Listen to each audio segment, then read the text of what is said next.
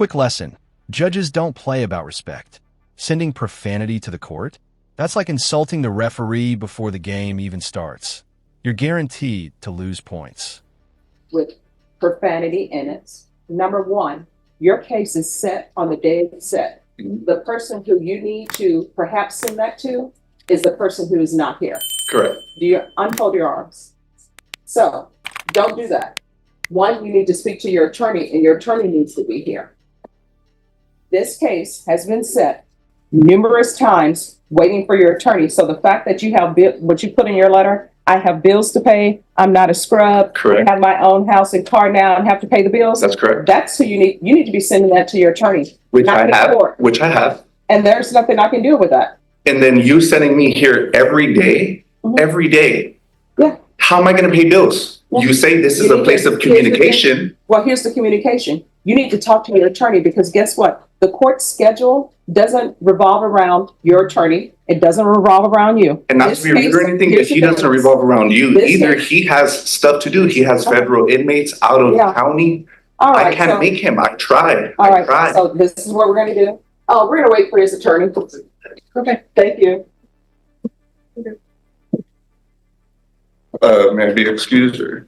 Yeah, we're waiting for your attorney. Okay. He's not going to show up till the 3rd. No, I'm sending an email to his office to let him know he needs to be here. I believe he's in Guadalupe County today, and another county, I don't know which county. In alphabetical order, Bear comes before all of those counties.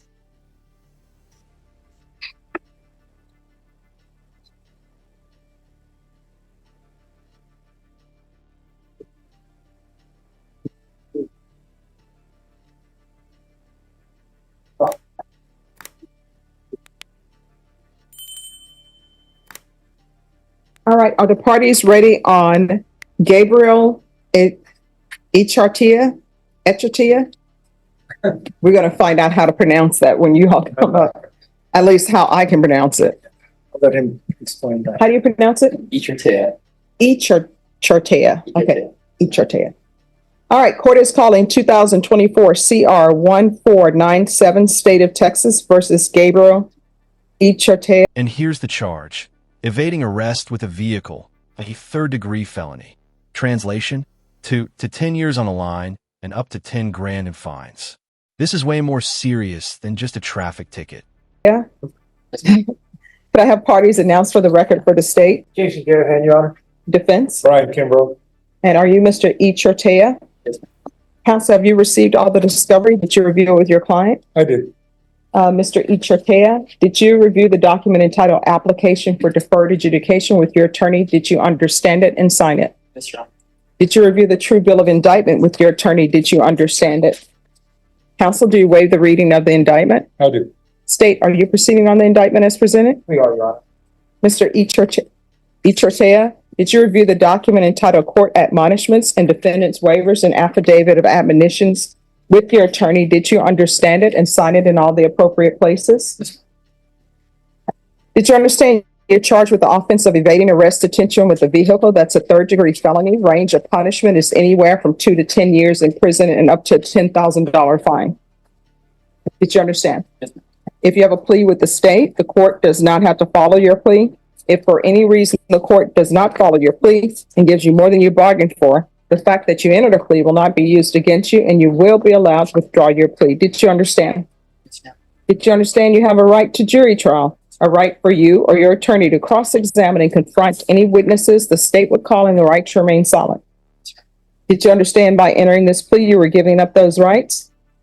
And did you intend to give up those rights and enter into a plea in this case? No. Did you understand what your rights are? Yes. And are you intending to give up those rights to enter into a plea bargain agreement in this case? Did you understand if the court were to grant your application for deferred adjudication, if for any reason your deferred adjudication were revoked, the court could find you guilty and sentence you up to 10 years in prison and up to a $10,000 fine? Counsel, has your client been able to provide you with any defenses? Yes, sir. Do you believe he has a rational as well as a factual understanding of the charges against him? I do. Do you believe he's currently competent and was legally sane at the time of the offense? I do. Mr. Echa, has anyone threatened you, coerced you, or placed you in fear to get you to enter this plea? No. Anyone promise you anything other than the plea? No. Trial motions that have been filed, waiving consent to.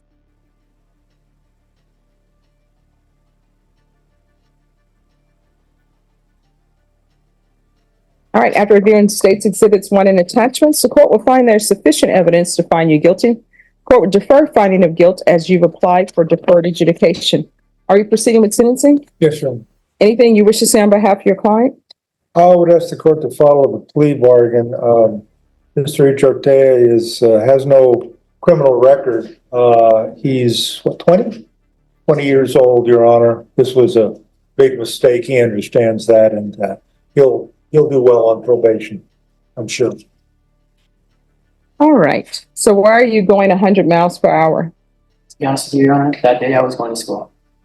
All right. So here's the thing, and your attorney will tell you this. When people start a sentence with, to be honest with you, usually what's coming after that is not honest. And then when people say, in all honesty, what's coming is not. Here comes the classic, I was late to school defense.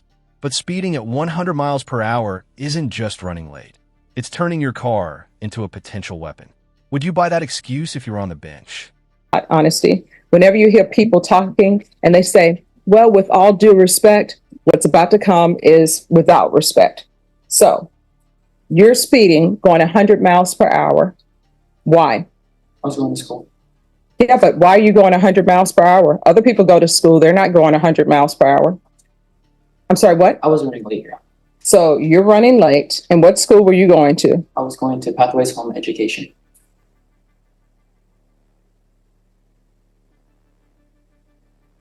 And whose car were you in? In my vehicle. All right. Do you have insurance on that vehicle in your name? Yes. And were you paying for that vehicle and paying for the insurance? Not insurance, Your Honor. Who was paying for the insurance? Paid my mother. And so how long were you in doing home education with Pathways? About 3 months. And where were you doing education before Pathways? It was Stevens High School. All right. So why were you at Pathways Home as opposed to Stevens? I had dropped out at Stevens High School during the pandemic because they weren't counting me present in my classes anymore. Mm-hmm. And I wanted to go back to school. So we had found an educational program for students that wanted to work from home, or if they wanted to, could go to the school physically if they felt comfortable with it. Mm-hmm. And I was just running like that day. And I'm trying to go back to school now, really. So have you graduated? No. So So when how I do you- went to jail, that kind of made everything fall apart.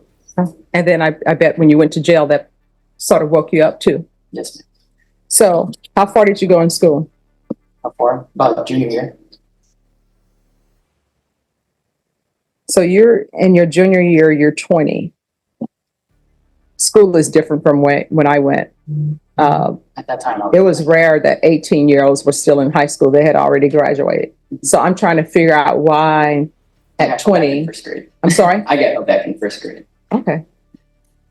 but I was 19 at the time. Notice the tone shift here. This isn't just about crime, it's about adulthood.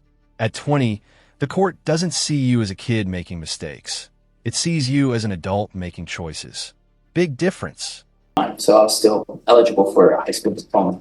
So that's why I was going through that educational program to get my diploma. All right. How long have you been out of custody? State, I believe, to be honest with you, I don't remember. You don't remember? No. All right. Either you're just trying to put that behind you or it didn't make enough of an impact. So have you been out of custody for more than a month? More than 3 months? More than 6 months? All right. So you haven't been in school since you've been out of custody. So what have you been doing? I've been working, been hopping job from job. Working doing what? I was working industrial, and then for a little bit, I was also working as a cook. All right. When you say working industrial, what do you mean by that? I mean, I made automotive vehicles. I worked for Toyota for a little bit. Okay. And why did you stop working at Toyota? I stopped working at Toyota because I couldn't do the hours. It was 2 weeks on day, 2 weeks on night, and trying to transition through that was really hard for me. So you quit. And when you quit working at Toyota, did you give them a 2 weeks notice? Yes, I did. All right. And when you quit, did you already have another job lined up? I was searching. And is the reason why you didn't have another job lined up because you knew you could live with your mom? Well, that, yes. And because I wanted to look for another opportunity somewhere. Well, here's the thing. If you're living by yourself,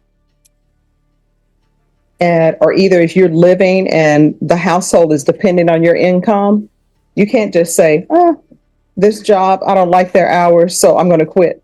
Here's my 2-week notice and I don't have anything fall back on. Because, for example, if your mother were to say, I don't like my job, if she's working, I don't know if she's retired or not, but if she's working, she can't say, I don't like my job, I don't have any other place to go, I'm just going to quit. And children, just so you know, your mom is quitting her employment, so you're all going to have to pick up the slack. You're an adult. And is your mom with you today? No, she was this morning, but all right. she couldn't come. So your mom was here with you this morning and she's going to work. So here's the thing. You can't you're an adult, even though technically you're 20, people still see you as young. 17-year-olds, 18-year-olds, 19-year-olds, people still see them as young, but technically you're an adult. So you got to put away the childish things. You can't just quit a job and say, I'm going to find something else. And for you to be working at Toyota, I'm sure Toyota was paying you well, but you haven't even graduated high school and you got a good job. And it's Toyota. Maybe you don't like the hours. My mom, she used to work on rotating shifts, and you know what her shifts were? And I'm probably going to get this wrong, but I think it was 7 days straight. And she had to do rotating shifts. So she had a morning shift. You do that for 7 days. Then I think they give you like 3 days off. And then you have the middle shift, which is the 3 to 11 shift. You do that for 7 days. Then they give you 3 days off. Then you have the graveyard shifts. It was either 7 days each shift or 14 days each shift. And you know what? She didn't quit that job. You know why she didn't quit that job? Because people were dependent on her paycheck. Her children were dependent on her paycheck. So you need to stop and start growing up and stop thinking that you can just quit a job and a new job is just going to pop up. You understand? Don't quit a job or give them your notice until you know you have another job. And so you're a cook. I'm sure. Where are you a cook at? I was a cook at a All right. So you were a cook. So where are you working now? currently. See, you've quit 2 jobs already. And I'm sure Toyota had good benefits. And you know what? The other people who are working that rotating shift, you're behind now. And this is what I mean about your being behind. You're going to look up and you're going to be that person going from job to job. And then the people who are at Toyota with you, they're going to be ready for their retirement. And they're going to say, you know what? I already put in my 20 years. Whereas you may end right back up at Toyota and you'll only have a year in and you're looking at doing 19 more. Don't be a leaf blowing around in the wind. You understand? All right. Any children, do you? Okay. Trust me, if I did. I didn't want to ask that question, but I was like, please, you got to work on yourself first before you do that. All right. So there's going to be a $1,500 fine. I'm going to probate that. Not for you. I'm probating it for your mom because I know she would help you pay that. So we're going to probate that. I'm going to place you on 2 years deferred adjudication. This is a legal lifeline, deferred adjudication.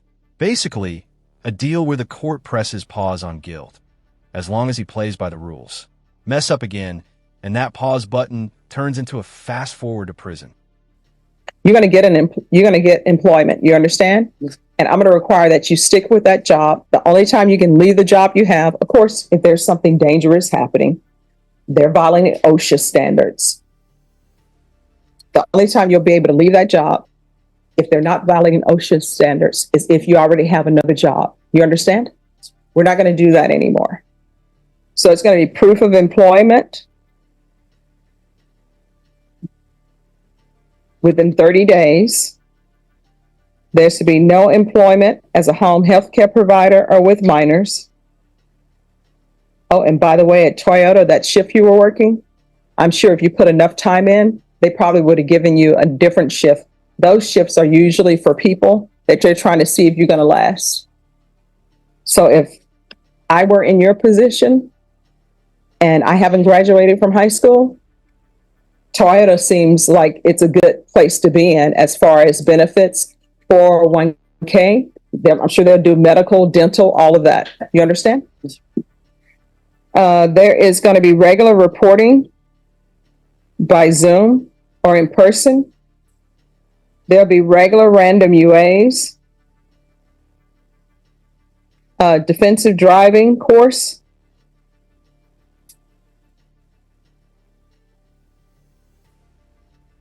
Uh, 180 hours of community service restitution. That will be waived if he completes his GED, or if he graduates from school, or if he enters and successfully completes a trade school.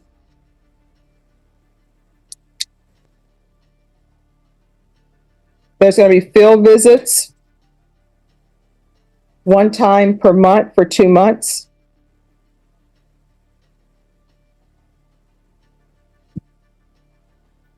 Probation, is there anything else he needs? Is there anything else you need from the court to be successful? Did you review the document entitled Trial Court Certification of Defendant's Rights to Appeal with your attorney? Did you understand it and sign it? Because this is a plea bargain agreement, because I followed your plea bargain agreement, and because you waived your right to appeal, you do not have the court's permission to appeal. Do you understand? All right, so we can go off the record. Here's the thing. You're going 100 miles per hour, and guess what could have happened? One, you're not a race car driver, right? You could have easily hit a child who was walking through the crosswalk, because guess what? Children tend to be walking through crosswalks during school. Could have been somebody from high school. Could have been one of the little elementary school children who are just trying to make it to school, and you're speeding at 100 miles per hour. This is not Fast and the Furious. You understand? And this closer hits hard. 100 miles per hour isn't just reckless. It's Russian roulette on wheels. The judge frames it perfectly. This isn't Fast and Furious. It's real life. One mistake and lives are gone. And you easily could have been killed. You could have wrapped your vehicle around a light pole or ran into the school. You understand? All right. And then if that would have happened, you know what? They would have been trying, if you would not have survived, they would have been trying to sue your mom. All right. Good luck to you. Thank you, Your Honor. Thank you.